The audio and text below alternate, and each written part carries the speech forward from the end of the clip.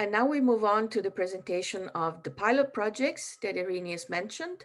And let me introduce Abir Tobji from the People's History Museum, who will give an overview of the pilot projects for CultureLabs. Abir? Good morning, everyone. As Louis mentioned, I'm Abir from People's History Museum. I will be sharing some overview about the 4 pilot projects, trying not to overlap with the information that we are going to present afterwards. But we wanted to take this opportunity to give an overall view. So, can we have the next slide, please, Alex? So the introduction, which is missing an N here, is that we have 4 pilot projects, as you are probably aware. Those will be presented next after this presentation. And those are implemented by 4 different institutions who are all part of this consortium. They all share the same starting point, which is that we are all reflecting on how cultural heritage can be a tool for social integration and social innovation. However, each one of the pilots have its uniqueness. So we do have 2 pilots in Italy, one in Pisa and one in Ancona, and one in Finland and one in Manchester in the UK. So you will hear me talking about it at the end of the morning session as well. Next slide, please. So the objectives and the outcomes, although each pilot had a different objective, the 4 pilots all had 4 shared focus areas, as I said. So those were originally and are still intercultural understanding, social inclusion, art and heritage, and human rights. However, almost near the end of our project, we gained insight into what the 4 pilots managed to achieve and contribute towards. So those, I will be presenting those on 3 interrelated levels: the participants, the cultural institutions, and the wider society. So next slide, please. For participants, we realized many of these things we expected to happen, but others as well were unexpected results, positive results, let's say. So in general, we noticed that participants had access to institutional heritage, collections and archives. They had social interactions, built their relationships and made friends, enhanced their sense of belonging if that was something that they needed to do, managed to have some sort of self-expression through different mediums of arts and creativity, and develop their skills, and some of them had potential for career development, and finally raised awareness about their own heritage, stories, and perceptions. As for the cultural institutions, so those are the organizers. Next slide, please. So the cultural institutions, and for myself being one of representing one of the cultural institutions in this project, we do feel that this project contributed to us being relevant as institutions. Especially, I think that's something that was raised a lot during the pandemic as well, not being one of the essential services. Also be more inclusive and strengthen the social role of cultural heritage institutions, diversifying our workforce, decolonizing collections whenever applicable, reaching new audiences and making new partnerships. As for the wider society, of course, this is a big claim to make. Can we have the next slide, please, Alex? For the wider society, as I was saying, that's a longer term impact, but of course, we'd like to hope that this contribution was made. We do feel that the projects in general contributed to intercultural understanding and dialogue, creating stronger communities, challenging stigmas and prejudice, involving local migrant communities, celebrating our diversity and coexistence, especially when sharing the creative outcomes which will follow after this presentation. And finally, as Irene mentioned, and as we are going to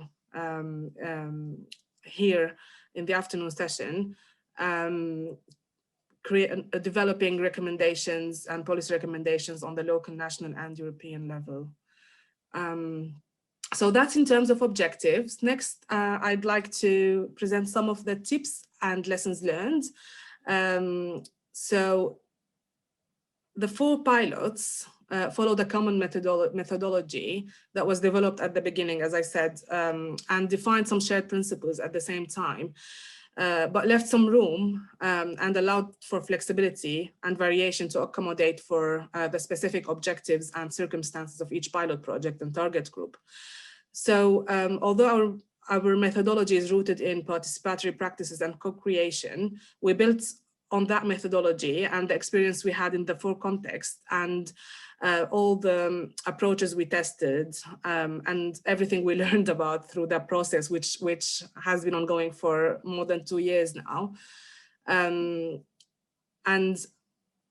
yeah, the next tips or lessons learned, let's call it, is the sum of all this knowledge that we've managed to learn. Some of them were challenges at the beginning, but we managed to find solutions to. So we'd like really to take this moment to share that with you. We did classify those in 4 major categories.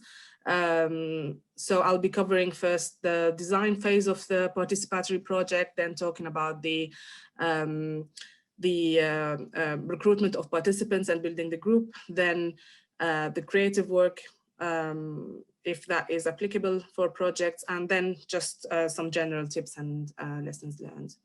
So starting with the design phase, if you want to call it, I do have just a motto saying that this phase is really important because what we're trying to do here is understanding the needs and interests of the people we want to work with and just compare those to what our cultural offer is and what is our vision as collaborating institutions or as an institution who's doing the job, and find these crossovers.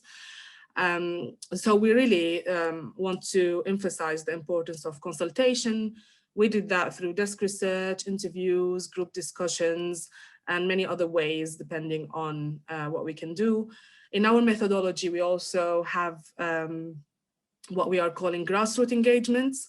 So this can be called different things, obviously, but this is more about the activities that we invite our target group or potential participants to take part in before the pilot actually started. So these were very helpful in testing different approaches, getting to know the target group. Obviously, we recommend going to their spaces and inviting them to our spaces rather than just having a one-side relationship.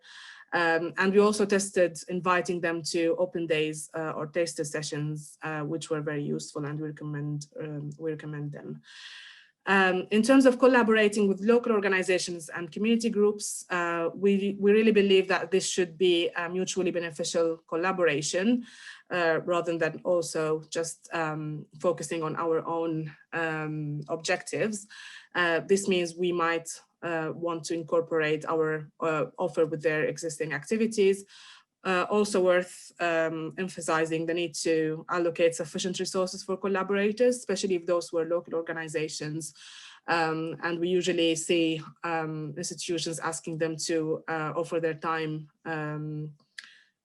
for free, basically. And finally, we recommend involving collaborators in all stages for genuine co-creation.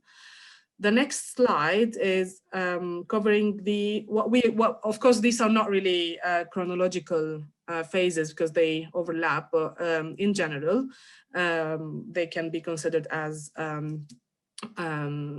like steps that we can follow. Talking about recruiting participants and building the group, we do recommend following multiple recruitment strategies and tools just to ensure access and diversity, allocating enough time to build trust between participants themselves and participants and the institutions. So this type of work takes really long time. So if we're not ready to have that time, it's better think about different ways of working. We recommend developing agreed working values with participants. If building a new group, we found that having a group name and a visual identity useful to support that group creation. At the initial stage, we really recommend focusing on the participants' experience, not on creating a creative outcome or artistic output. We found that facilitators are really crucial in the process and in making a whole difference whether the project succeeded or not. We recommend having facilitators who are really experienced in co-creation, not really focused on their own artistic practice, and whenever possible, representative of the target group. And finally, for that stage, we used a lot of methods, and those are not necessarily art-based methods, but we used, depending on the pilot, storytelling, theater-based methods, image theater, playful activities and games, photo langage, and tours, obviously, because we are working with museums. The next stage is talking or focusing about the creative work and production phase. We recommend, if possible, letting the participants decide how they want to express themselves rather than directing that. We also tested creating different levels of engagement for different participant circumstances. So not everyone is required to produce similar type of work. Providing creative support, obviously through artist training tools, leaving space for both individual and collective expressions if we're working with groups, because that is very important. Hiring artists and creatives to implement or realize the participants' ideas if relevant. So not always putting the pressure on the participant to be the creative person. And obviously, very importantly, to share those creative results with public and plan celebrations and engagement events around it. Next is general tips and lessons learned as well. So yeah, that's the slide. We do recommend being flexible, having flexible plans, because a lot of things change in these co-creative projects. So just to avoid disappointment, just have that built-in strategies as well to support participants missing out on some sessions, because that happens all the time. So having this flexibility in mind, not planning too many things in one workshop, because as we said, a lot of things will change. That was really useful for us, to be honest, when we faced the lockdown, which changed a lot of our plans, obviously, but I'll leave that to the specific pilots to cover. Providing support for participants, whether that's through food and refreshment, covering travel or internet cost, or any other ad hoc support if needed. Paying attention to power dynamics within the group and between the group and the institution through the decision-making, the choices that we give the participants. Creating safer spaces. We have a whole, we have produced a whole framework for that, but I just wanted to point out here the need of having safeguarding policies in place, including the online safeguarding policies. And finally, in terms of communication, using different modalities and frequencies of communication depending on each participant. So whether that's phone calls, messages, face-to-face, handouts, emails, each participants have like a preferred method, if you want to say. It doesn't, like, there's no size fits all. And everything I'm saying is doesn't have, is not applicable in every context, obviously, but this is our collective learning. We found using unofficial communication channels such as WhatsApp very useful and comforting for some participants.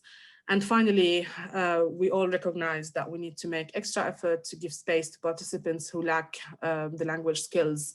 Whenever possible, we hire interpreters or cultural mediators and use nonverbal communication and visuals. Finally, I would just like to cover some of the challenges that we still think are, let's say, ongoing and need further research. Can we have the next slide, please, Alex? So obviously each pilot faced different challenges, some of which we accounted for and were addressed. But basically the following challenges are things that we think needs to be considered again. We found that the public perception towards participatory art and culture is still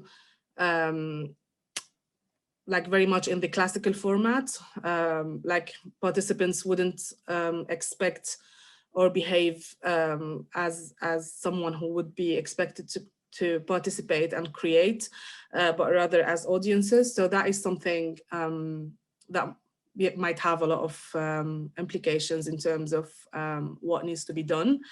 Obviously, the COVID-19 challenges were very difficult to deal with in terms of uncertainty, in terms of change of plans, participants dropping out or not being able to join online due to many reasons, but mainly the technological gap, whether that's in knowledge or lack of devices.